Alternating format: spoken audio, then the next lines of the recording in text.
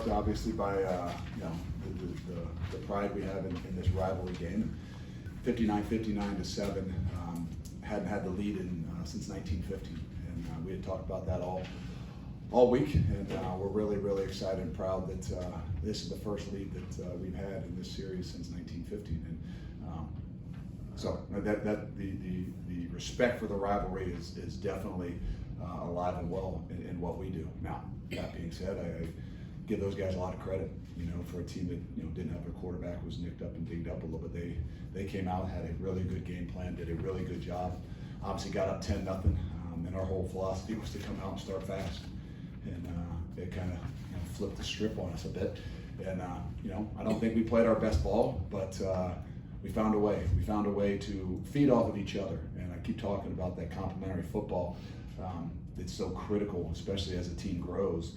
And when the defense wasn't doing quite as well and struggled a little bit in that first half, the offense really kind of honed in and flipped the energy and momentum, especially that right before half we finally get a pick, and we go 90-some yards and score with 12 seconds to go. And I think that was the difference in the ball game. That energy that created a little bit from the turnover.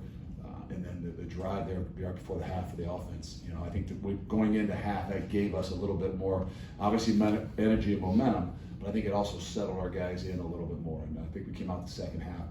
Didn't play clean. There's a lot of things we got to do a lot better. But I really do think we were in control and had a better grasp and a feel for what it is we were doing. I give them a lot of credit. It was a hard-fought battle. Questions for Coach? How did you see the guys respond to that 10-0 deficit, and were there anybody in particular that kind of stepped up? No, I think that's we're figuring out what us looks like, and I think there's us is a little bit more of a calm nature. I think offensively that's what Ben is. Where maybe last year, Dez would have been a little bit more vocal, a little bit more energetic, but I think the calm nature of him, I think, is a little bit more maybe where we're headed towards, and it's kind of similar defensively. Last year you might have had some of those Majay Sanders of the world, and even Kobe, who maybe were a much more emotional type of guy. Where now we got a little bit more of the Jabaris and the Hickses and the Hubers that maybe are a little bit more cerebral. And I think that we are figuring that out and handling things in a different way. But I give a lot of credit. They handled it really well today. I know you haven't had time to look at the tape, but you said you're still trying to figure out what you guys are all about after seeing this game. How far away are you from where you want to be? Well, we're nowhere close to where we want to be. That complementary football. I mean, we talk about it each and every week, and if you don't ask it here in a few questions, someone will ask it on Tuesday, and if they don't ask it on Tuesday at the press conference, they'll ask it on Tuesday at the radio show about playing cleaner and the penalties. It's an Achilles heel, and it is. Some guys go in there later in the game, and they continue to happen, but there's where we've got to continue to grow. We're going to rely on a lot of those guys. They're going to have to go in the game, and when they do, we've got to be able to be clicking. And so I think in the development of how we're doing, where in the past we felt good about 22 on both sides of the ball, when those guys and some of those guys go in there and we can't play clean, it's hard to continue to use them. And I think down the road, to be a great football team, to play your best ball at the end of the year, those guys have got to come on for us. Having the ability to flip the field is so key, especially in a game like this. How big was Mason Fletcher's leg today? He did a great job. I give him credit too on the punt return. That was the first.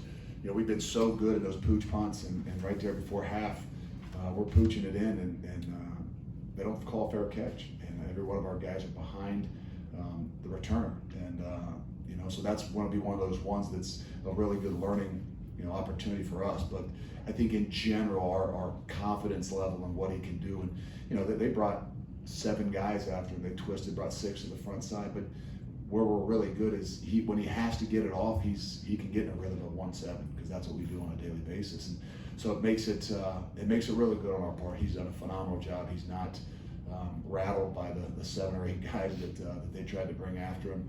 And obviously the one coming out of the end zone that he hammered and rolled was huge. And obviously the tackle on that was big. Drew Donnelly kind of filling in and taking over that spot for Trey Tucker a little bit. As much as Trey's doing for us, to see a wideout that obviously can run like he can, but then can make the play down the field is where I think we've been a difference. Chuck for 18 for 101. Is he showing you kind of what you were looking for in terms of being a feature back? Chuck did a great job. Obviously, there's one of those 18 that stands out in my mind that we've always got to clean up. But Chuck has done a really good job.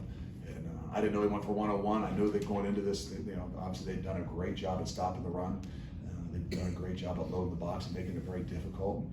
I thought we had to be able to run the football, and I still think we've got to be able to run it better. But I think Chuck has kind of shown us that he can be a little bit more of the featured back. But he can't do it all by himself, and I think that's where some of those things that are just kind of weighing on me a little bit. Okay, well, this us, who else is going to be that? Are we going to get Ryan back? Is Corey Kiner? Is Miles McGovern? We got to have some of those guys that everybody trusts. We can get in there and win games with. I think Ben started 12 for 12 after missing a couple that first week. Is this more of what you expected? Yeah, I do. I think that I think he does a really good job. He's done a great job of seeing the field. I think he does a really good job of taking what's there. I still think in some ways we're getting used to it. I don't know. Obviously, we had the tip for a turnover. That was the one pick he had, I think. And those can happen. Obviously, he's a very aggressive, and he's throwing it in some tight windows. And we got to get used to that. I mean, our receivers have got to get used to that. And but yes, I do feel like we are a little bit different, and Ben's strengths are showing. Did you guys do anything different with Mac Hippenhammer? Any strategy changes with him on that first drive compared to shutting him down the rest of the game? No, it's just we didn't play well, and I think they did a good job, and they gave him an opportunity to make plays, and he made them. And it's not out of a lack of respect, like, you weren't prepared for him or whatever. But the reality is, some of those balls that are going to go up, we call them 50-50 balls, and guys that are really good at it, they're not 50-50. He did a good job in the first half, and I think we kind of honed in. Obviously, we picked this kind of very similar throw to his touchdown catch, but I think we picked that one off right there before half that led to the go-ahead first lead for us in the game. But kind of had a feeling that they were going to throw it at that. I think that's what we had seen from last week's game. But he's a good football player. You mentioned Corey Kiner getting another touchdown today. How important is he to the development of your offense as you guys figure it out? He's a big part of it. I don't know if he got a little bit something late in the game. He wasn't available, or I don't know whether we were worried about ball security. Those are some of those things I got to figure out. Because I'm looking around and Chuck's doing a great job, but it's it's a little bit more of a pounded situation, and kind of curious as to maybe why we didn't have him in there with a few more opportunities.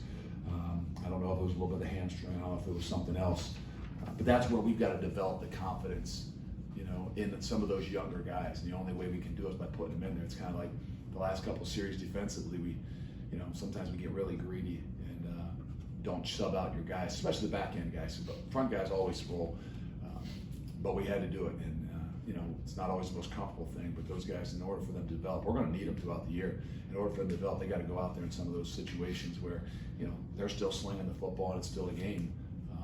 And that's another one of those spots. I think we did a good job of getting some of those guys. Probably didn't notice it, but some of those Marion Smiths and J.Q. Hardaways and some of those guys that are really going to be big parts of us playing 22 guys played a lot more in some situations in the first half, but especially a little bit later in the second half. Ivan played well again. How did you think he handled it from a emotional, mental standpoint going against the team? Ivan is unique. He doesn't show his emotions in a lot of different things, and I thought he did a good job. I didn't see. I was kind of worried. I didn't know if they would have his number or know how to get under his skin, and I could tell there was a mutual respect though, which was good on both sides.